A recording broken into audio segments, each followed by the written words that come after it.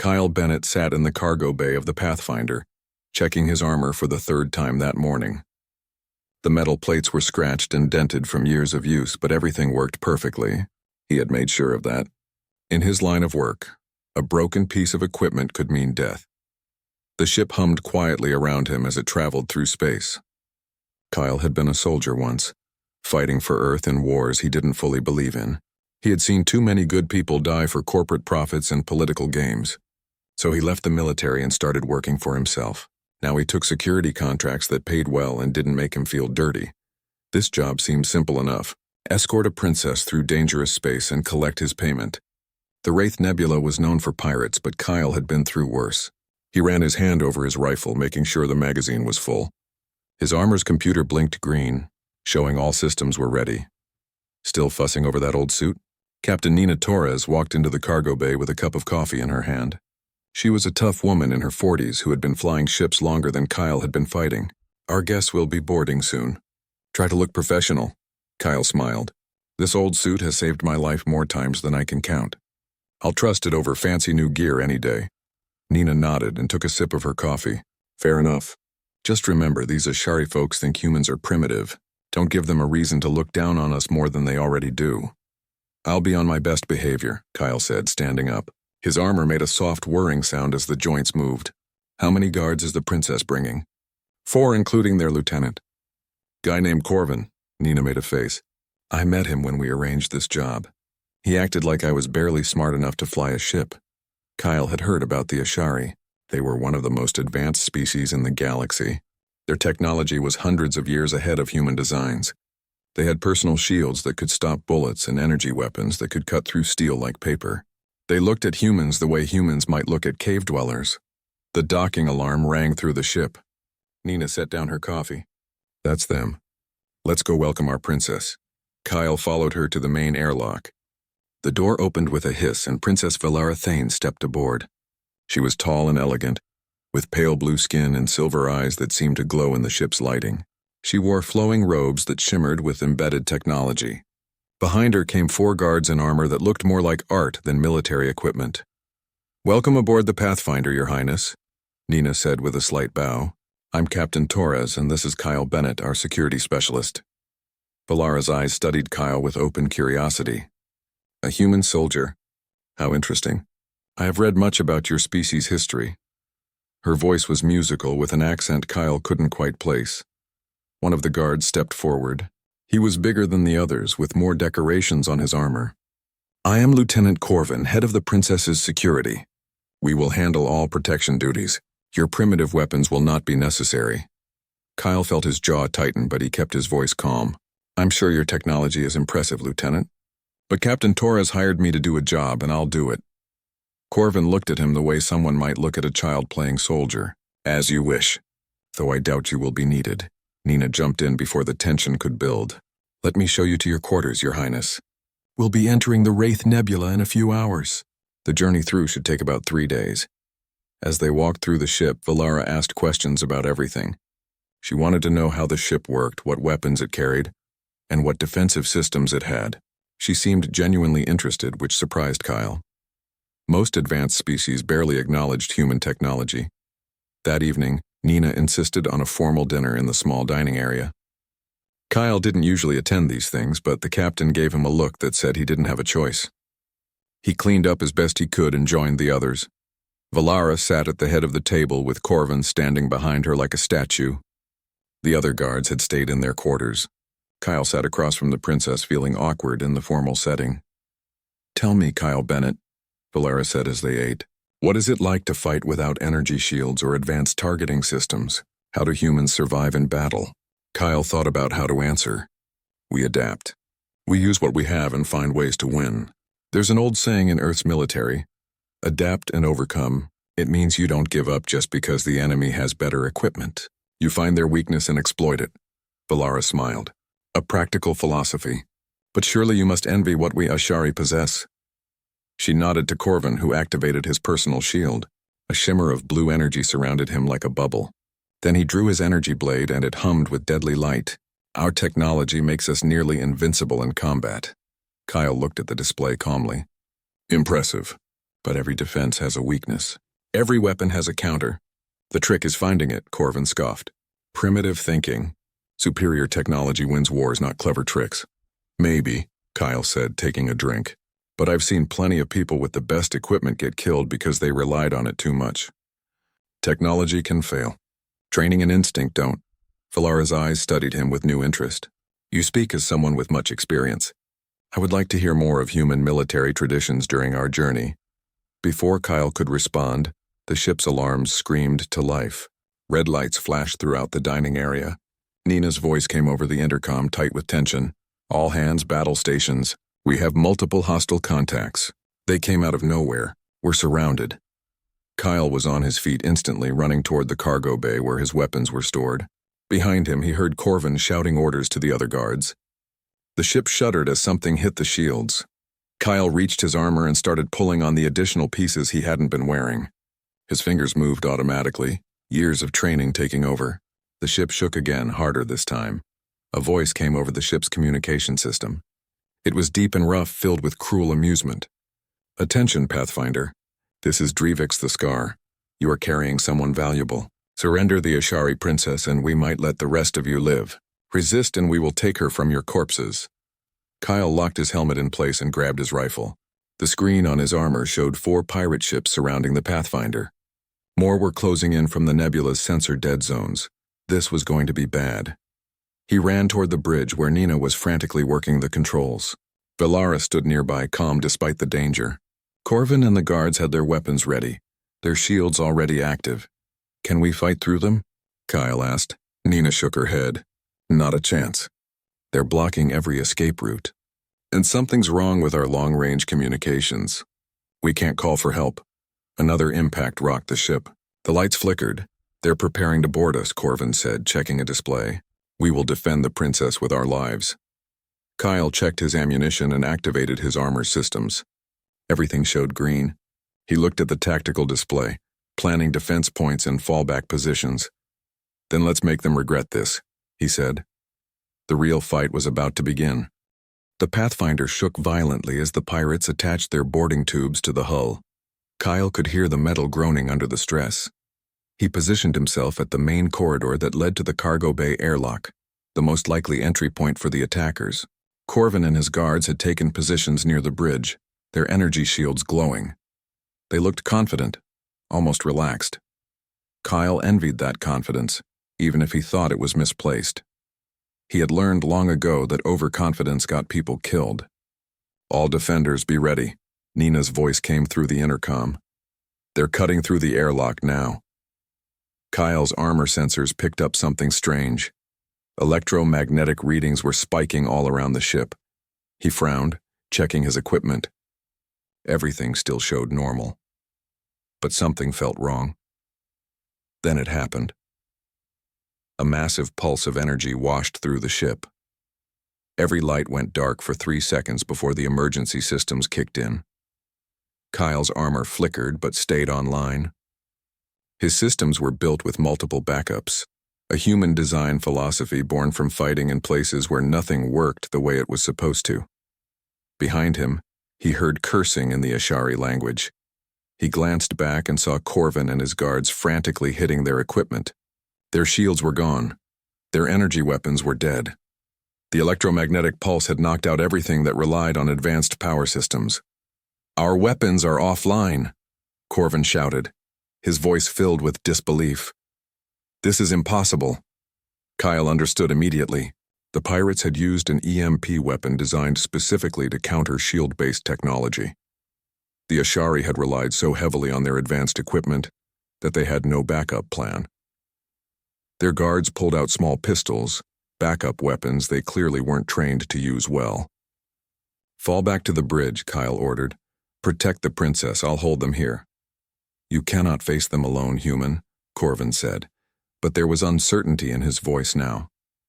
I'm not defenseless like you are, Kyle said, checking his rifle one more time. My gear still works, now go, that's an order. For a moment, Corvin looked like he might argue. Then another explosion echoed through the ship as the pirates breached the airlock. He nodded once and pulled his guards back toward the bridge, where Valara was waiting. Kyle was alone in the corridor when the first pirates came through. They were Krell, a species built for fighting. Each one stood over 7 feet tall, with thick armor plates covering their bodies. They carried heavy weapons and moved with the confidence of predators who had never lost a fight. The first 3 came around the corner together. Kyle had already set up a surprise for them. He detonated a small charge he had placed on the ceiling. Metal and wiring rained down on the pirates, not enough to hurt them, but enough to confuse them. In that moment of chaos, Kyle opened fire. His rifle barked 3 times. The first pirate went down with bullets through his throat, the weak point in Krell armor. The second caught a round in the eye. The third managed to raise his weapon, but Kyle had already moved. He rolled to the side, using a cargo container as cover, and fired again. The third pirate fell. More came. Kyle fell back slowly, making them fight for every meter of corridor. He used the ship's layout against them. The narrow passages meant they couldn't surround him. He set traps using equipment from the cargo bay. A container rigged to explode. Emergency foam that expanded and blocked their path. Fire suppression systems that filled the air with choking gas. The pirates had superior numbers and firepower. But Kyle had prepared for this fight in ways they hadn't expected. He understood that in close quarters combat, it wasn't about who had the bigger gun. It was about who controlled the space. He reached a junction where 3 corridors met. This was a good defensive position, but it wouldn't last long. Kyle pulled out a smoke grenade and tossed it down the main corridor. Then he cut the lights in this section, plunging everything into darkness. His armor's sensors showed him where the enemies were, even through the smoke, but they couldn't see him. He picked them off one by one as they stumbled through the darkness, confused and afraid. The pirates who had been so confident minutes ago were now shooting at shadows. Valara watched from the bridge security cameras, her silver eyes wide. She had never seen combat like this. Ashari warfare was elegant, almost like a dance. Warriors met in open combat with the best technology and training winning the day. This was something different. This was brutal, efficient, and terrifying.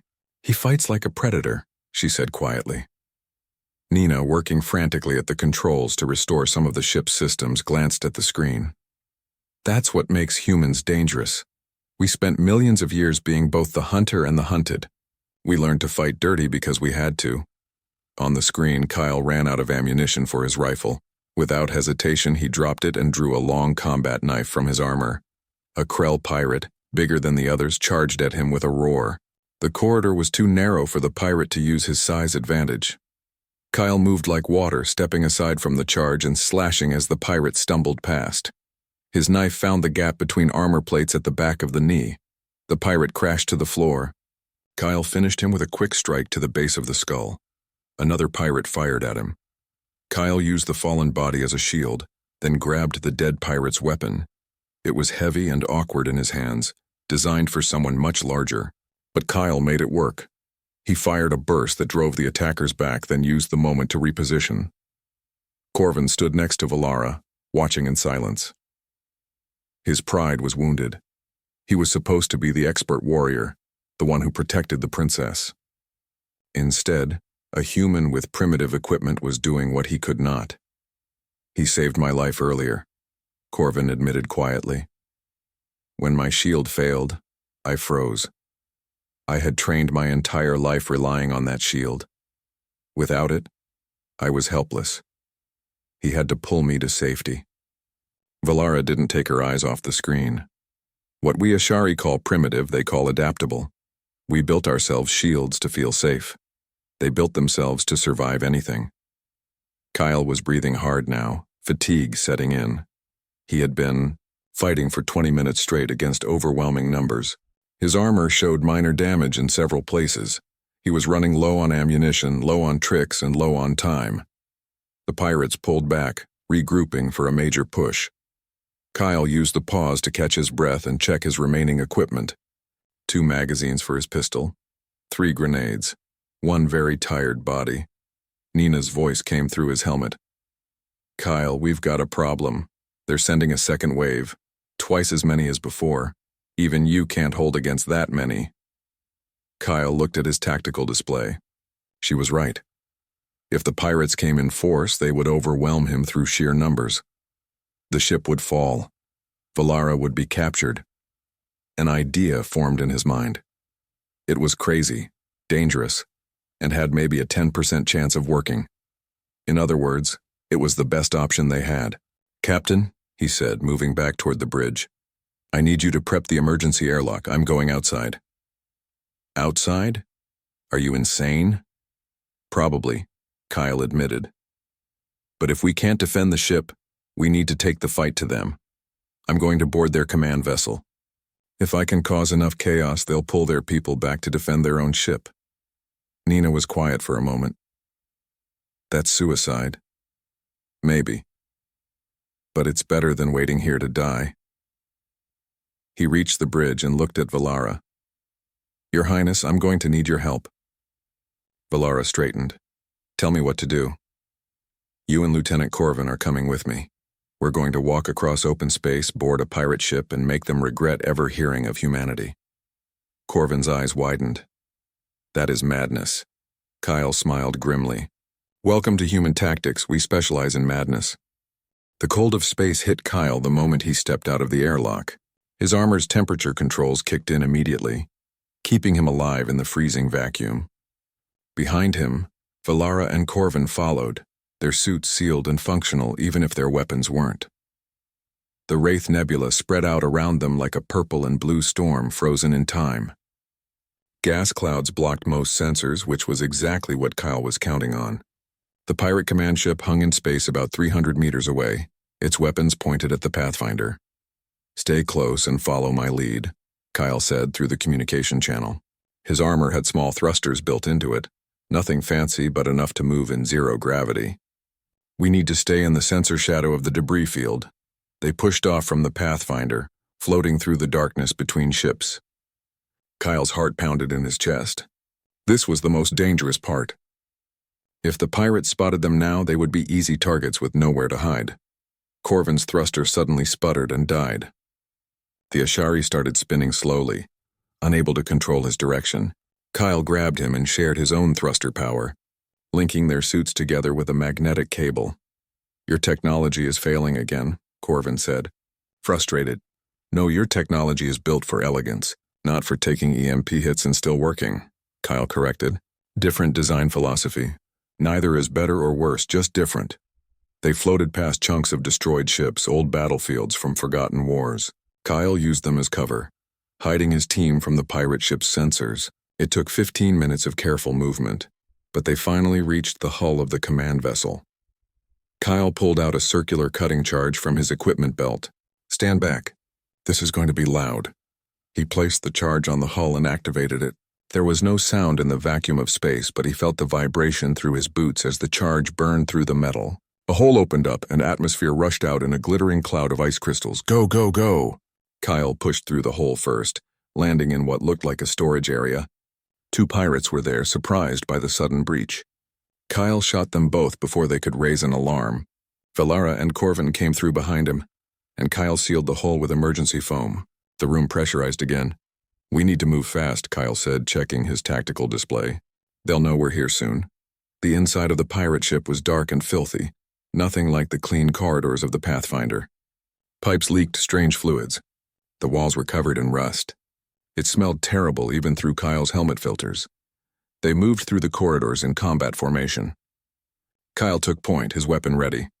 Valara stayed in the middle, and Corvin covered the rear with a weapon he had taken from one of the dead pirates. A group of 5 pirates rounded the corner ahead. Kyle dropped to one knee and opened fire, while Corvin shot from behind him. The pirates had been expecting to hunt down a damaged cargo ship, not to defend their own vessel from boarders. They fell quickly. Valara picked up one of their weapons, checking it carefully. "I have never fought like this before. In Ashari combat, we meet our enemies openly, with honor." "Honor doesn't mean much when you're dead," Kyle said, moving forward. "Stay alert. More will come." They fought through 3 more groups of pirates, each battle quick and brutal. Kyle noticed something interesting. The pirates communicated using low-frequency sounds, clicking and humming to coordinate their movements. He pulled out a small device from his belt and activated it. The device emitted a sonic pulse that disrupted their communication. Suddenly, the pirates couldn't coordinate anymore. They started shooting at each other in the confusion. Kyle used the chaos to push forward, leading his team deeper into the ship. "How did you know their weakness?" Valara asked, impressed. "I watched them fight on the Pathfinder. Noticed they used sound to communicate. Always observe your enemy. Always look for patterns."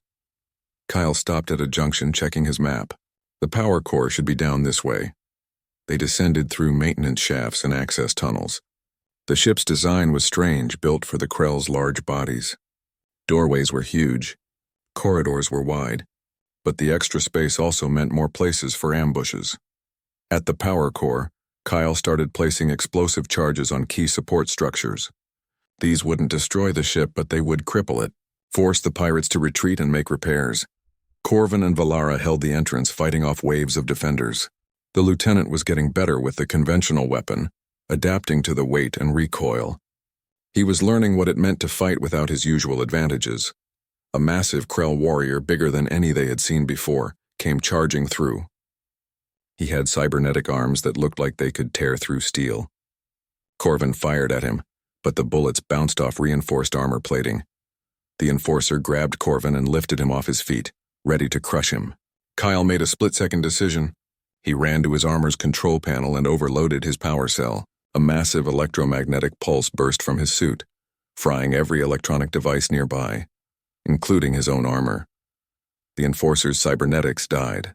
His enhanced strength vanished. He dropped Corvin in surprise. Kyle's armor locked up, the servos frozen. But Kyle had trained for this. He hit the emergency release and the armor's panels opened up. He stepped out, leaving the dead metal shell behind. Now it was just flesh against flesh. Kyle faced the enforcer with nothing but a combat knife and his training. The Krell was still bigger, still stronger, but he had relied on his cybernetics for so long that he had forgotten how to fight without them. Kyle moved like he had been taught years ago in basic training. He stayed close where the enforcer's long arms couldn't get leverage. He struck at weak points: a row, eyes, throat, joints. The enforcer swung wildly, trying to use brute force. Kyle stayed calm, waiting for openings. The fight lasted less than 2 minutes, but it felt like hours. Kyle's muscles burned. His breath came in gasps. But he was still standing when the enforcer finally fell. Corvin stared at him in amazement. "You defeated him without any technology at all." "Technology is a tool," Kyle said, picking up his rifle from the discarded armor. "It helps, but it's not everything. Finish setting those charges. We need to get out of here." They completed their sabotage and started fighting their way toward the bridge. Kyle wanted to face Drevix, to show the pirate leader that his raid had failed.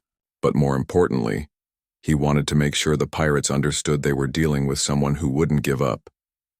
The corridor to the bridge was defended by Drevix's personal guard, elite warriors with the best equipment. Kyle and his team were exhausted, running low on ammunition and badly outnumbered. But they had something the pirates didn't. They had fought their way this far against impossible odds. They had adapted to every challenge. They had refused to quit. The final approach to the bridge was a nightmare of combat. Kyle used every trick he had learned in his years as a soldier. Valara fought with a grace that showed her own warrior training, finally understanding how to blend it with practical tactics. Corvin protected them both, his earlier arrogance replaced with genuine respect and teamwork. They burst onto the bridge with the last of their ammunition. Drevix the Scar stood waiting, a massive Krell with scars covering his face and arms. His personal guards aimed their weapons at the intruders. Kyle raised his detonator, the one connected to all the charges they had planted. "Call off your attack on the Pathfinder. Pull back all your forces, or I blow this ship in half and we all die together." Drevix studied Kyle with cold, calculating eyes. "You would die to save those others?" "That is foolish." "That's human," Kyle corrected. "We don't abandon our people. We don't surrender when things get hard. Now make your choice." The bridge was silent except for the humming of the ship's systems. Everyone waited to see what would happen next. Drevix the Scar stared at Kyle for a long moment. The pirate warlord was calculating odds, weighing options. Finally he laughed, a deep sound that echoed through the bridge. "You have courage, human. I respect that." He waved his hand and his guards lowered their weapons. "But I cannot let you leave with such an insult unanswered. I have a reputation to maintain." Kyle didn't lower the detonator. "What are you proposing?" "Single combat. You against me. If you win, My fleet withdraws and never hunts in this sector again. If I win, I take the princess and let the rest of you go. Drevik stepped forward, his massive frame making Kyle look small by comparison. One fighter, one fight. Let the strongest survive, Valara stepped forward. No, I will not let others fight for my life. Your Highness, Kyle said quietly. With respect, this is what I do. Let me handle it. Corvin put a hand on Kyle's shoulder. You are exhausted. You have been fighting for over an hour. Your armor is destroyed. You are wounded. Kyle looked down at himself. Corvin was right. He had cuts and bruises all over. His muscles ached. He was running on determination and adrenaline, but he had faced worse odds before. I accept, Kyle said to Drevix, but we fight now before you have time to set up tricks. Drevix grinned, showing sharp teeth. I need no tricks to defeat you, little human. The bridge crew cleared a space in the center. Drevix removed his heavy weapons and armor plating, keeping only a simple combat suit. Kyle had nothing to remove. He was already down to his basic gear. They circled each other. Drevix was huge, probably 400 pounds of muscle and bone. He had cybernetic enhancements that boosted his strength even further. Scars covered his body, each one a story of past battles. This was someone who had fought for decades and survived. Kyle was 6 feet tall, maybe 200 pounds. He was tired and hurt. By every logical measure, he should lose this fight badly. Drevix charged first, trying to use his size advantage. Kyle rolled to the side, letting the pirate crash into a control panel. Before Drevix could turn, Kyle kicked the back of his knee. The joint buckled slightly. You are fast, Drevix said, turning more carefully now. But speed only delays the inevitable. They exchanged blows. Drevix's punches were like hammers. Each one that connected sent shockwaves through Kyle's body. But Kyle made sure most of them didn't connect. He moved constantly, never staying in one place. He struck at weak points or joints, nerve clusters, anywhere that would hurt regardless of size difference. Drevix grabbed Kyle's arm and lifted him off the ground. Kyle responded by driving his thumb into a pressure point on Drevix's neck. The pirate grunted and dropped him. Kyle landed in a roll and came up with a piece of broken metal from the floor, using it as an improvised weapon. The fight went on. Minutes passed like hours. Kyle's strategy was working. Drevix was strong, but strength meant nothing if you couldn't land a solid hit. Kyle was making the bigger warrior chase him, tire himself out. But Kyle was tiring too. His movements were getting slower. His breathing was becoming ragged. Drevix noticed and pressed his advantage, driving Kyle back against the bridge wall. A massive punch caught Kyle in the ribs. He felt something crack. Pain exploded through his side. Another punch to his shoulder. Kyle's left arm went numb. He was losing. Drevix grabbed him by the throat and lifted him up. You fought well, human. But now you die. Kyle's vision was starting to blur from lack of oxygen. His feet kicked uselessly above the floor. This was it. He had maybe 5 seconds of consciousness left. He used them. Kyle still had a plasma cutter on his belt, a tool he had used to cut through the pirate ship's hull. With his good arm, he drew it and activated it. The cutting beam burned through Drevix's shoulder, cutting deep into the muscle. Drevix roared and dropped Kyle. The human fell to the floor, gasping for air. The plasma cutter rolled away, its power cell dead. Drevix clutched his wounded shoulder, blue blood dripping onto the floor. For a moment, both fighters just breathed, too exhausted to move. Then Drevix laughed again. Enough, the pirate warlord said. I yield. You have won, Kyle Bennett. Kyle pushed himself to his feet, swaying. You're keeping your word? I am many things, but I am not without honor. Drevix called to his crew. All ships withdraw. Leave the Pathfinder alone. This human has earned our respect. Valara rushed to Kyle's side, supporting him. That was incredibly foolish and incredibly brave. That's humanity for you, Kyle said, wincing. Can we go home now? I really need a medical bay. They made their way back to the Pathfinder slowly. The pirates kept their word, pulling back their ships and opening a clear path. Captain Nina Torres met them at the airlock, relief obvious on her face. I can't believe you actually pulled that off, she said, helping Kyle to the medical bay. When you said you were going to board their ship, I thought you had lost your mind. Maybe I had, Kyle admitted. But it worked. The next few hours were a blur of medical treatment. Kyle had 3 broken ribs, a fractured shoulder, and more cuts and bruises than the doctor could count. But he would live. He would heal. Valara visited him in the medical bay after the doctors had finished. She sat in the chair next to his bed, studying him with those silver eyes. "My people have underestimated yours," she said quietly. "We thought our advanced technology made us superior. We forgot that technology is only as good as the mind that wields it." "Your technology is impressive," Kyle said, "but you've become too dependent on it. When it failed, you didn't know what to do. That's dangerous. You said every defense has a weakness. The Ashari weakness is our own confidence." Valara leaned forward. "I want to change that. I want to bring human military advisors to teach my people. Teach us how to fight when our technology fails. Teach us how to adapt." Kyle thought about it. "That's a big request. My people and yours haven't always gotten along. Then perhaps it is time to change that too." Valara stood. "Think about it. I believe humans and Ashari could learn much from each other." After she left, Kyle lay in the medical bed staring at the ceiling. His body hurt everywhere. He was exhausted, but he felt satisfied. He had done his job, protected his people, survived impossible odds, and maybe, just maybe, he had helped bridge the gap between two species who had more in common than they realized. Corvin came to visit next. The Ashari warrior stood awkwardly at the door for a moment before entering. "I owe you my life," Corvin said formally. "You saved me when I was helpless. You fought with honor and skill. I judged you poorly, and for that I apologize." Kyle smiled. "You weren't wrong. Human technology is primitive compared to yours, but we make up for it in other ways." "You make up for it in determination," Corvin corrected, "and in refusing to accept defeat. Those are qualities any warrior can respect, regardless of species." They talked for a while about combat, tactics, and philosophy. When Corvin finally left, Kyle felt something he hadn't expected. Hope. Hope that the galaxy might be ready to see humans as equals. Hope that his people would find their place among the stars. The Pathfinder exited the Wraith Nebula 3 days later without further incident. News of what happened had already spread through pirate networks. The human who boarded Dravix's ship. The human who won single combat against impossible odds, Kyle's reputation was made. But more importantly, humanity's reputation had changed. They were no longer just the primitive newcomers. They were the species that adapted. The species that never gave up. The species that could win even when they should lose.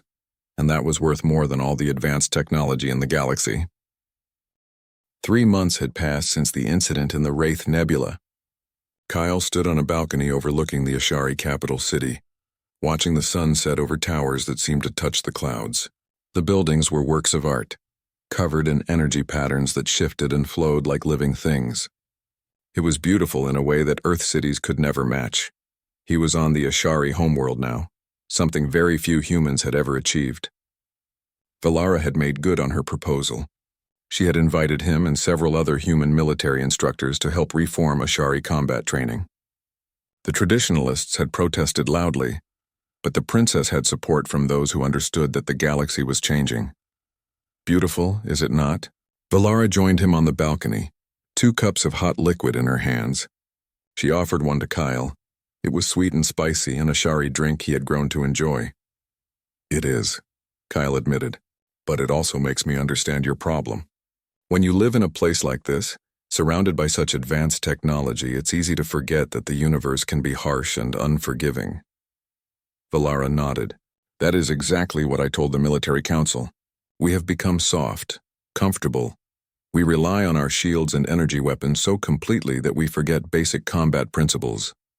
Over the past 3 months, Kyle had been working with Ashari warriors, teaching them human tactics. It had been frustrating at first.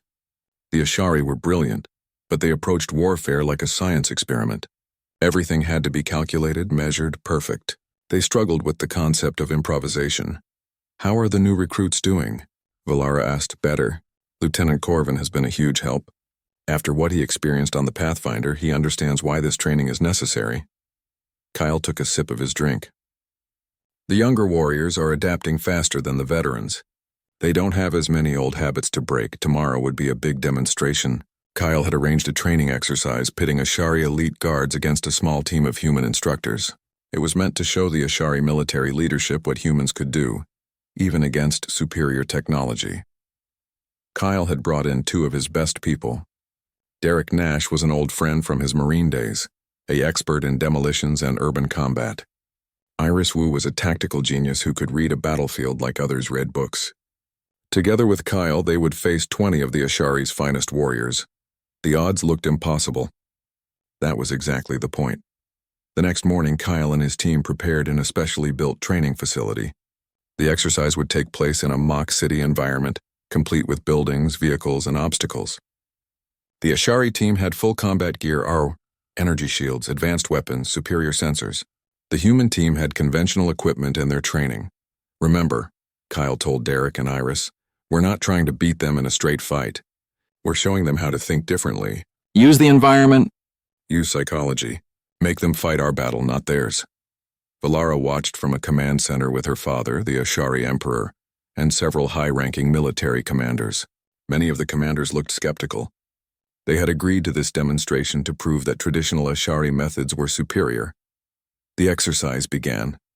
The Ashari team moved in perfect formation, their shields overlapping to create a moving wall of protection. Their sensors quickly located the human team's position.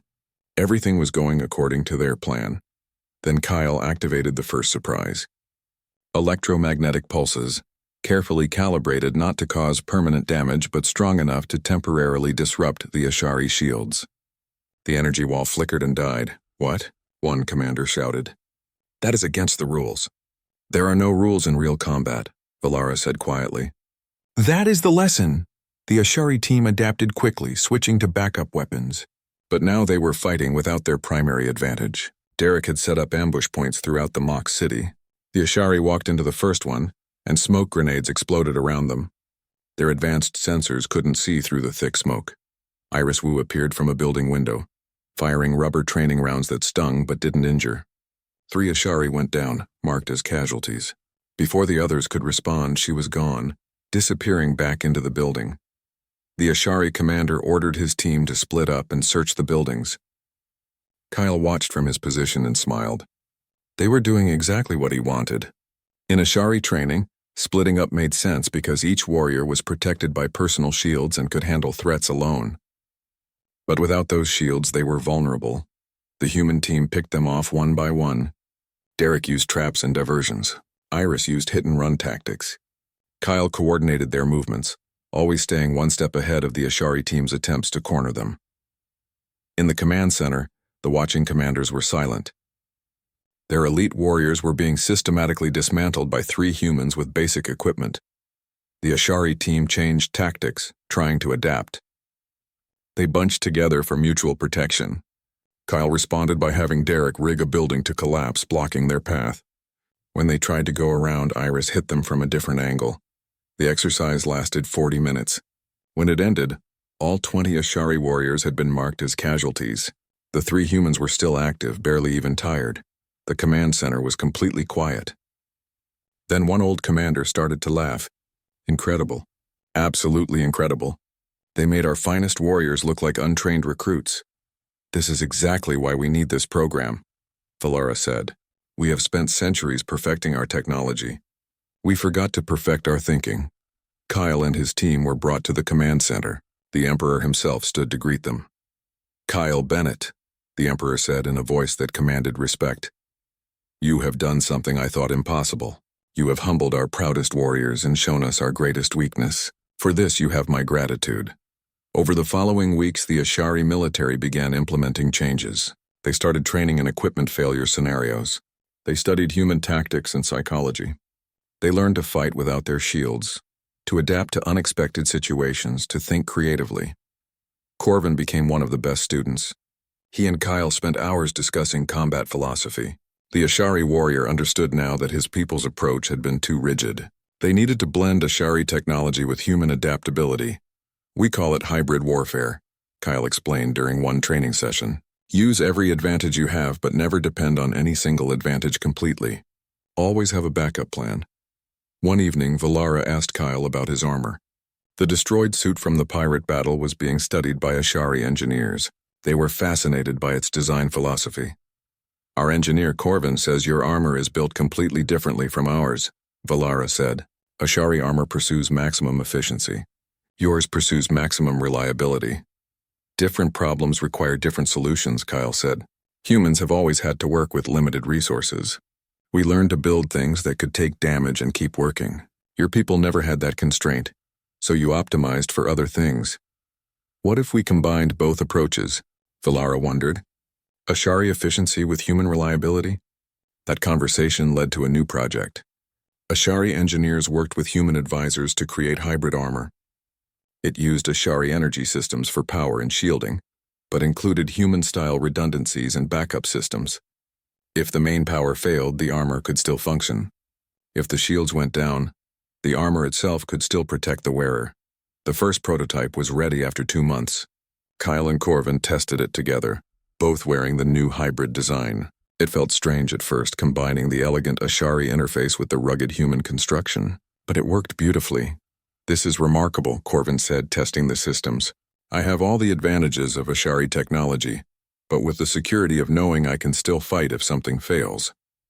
News came that changed everything. Dravix the Scar had returned to the Wraith Nebula with reinforcements. He was attacking merchant ships again, seeking revenge. The Ashari government requested that Valara lead a task force to deal with the threat. "I want you with me," Valara told Kyle. "You and your instructors. This time we face them together with everything we have learned." Kyle agreed. This would be the real test. Not a training exercise, but actual combat. Could the Ashari apply their new training under pressure? Could the hybrid approach actually work in battle? The task force that assembled was different from anything the galaxy had seen. Ashari warriors wearing hybrid armor. Human advisors integrated into the command structure. Ships equipped with both Ashari technology and human tactical systems. Dravix had brought 40 ships to the Wraith Nebula. The task force had only 15, but numbers didn't tell the whole story anymore. The battle was fierce. Dravix's pirates fought with desperation, knowing they faced an enemy that had learned new tricks. But the Ashari warriors fought differently now. When their shields failed, they didn't panic. They adapted. They used terrain and tactics Kyle had taught them. They thought like humans while fighting with Ashari technology. Kyle faced Dravix one final time. The pirate warlord was surprised to see him. "You again?" Dravix growled. "You should have stayed away, human." "Can't do that," Kyle said, his hybrid armor gleaming. "You made this personal when you attacked my..."